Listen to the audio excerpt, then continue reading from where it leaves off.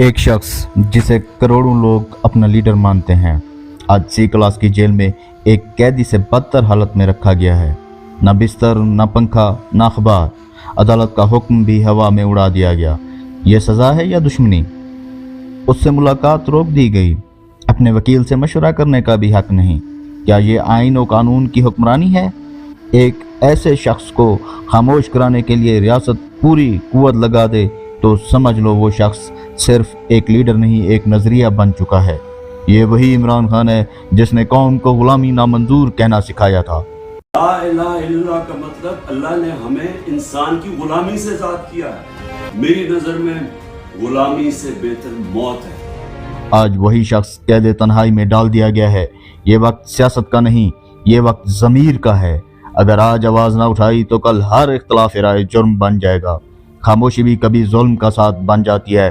فیصلہ آپ کا۔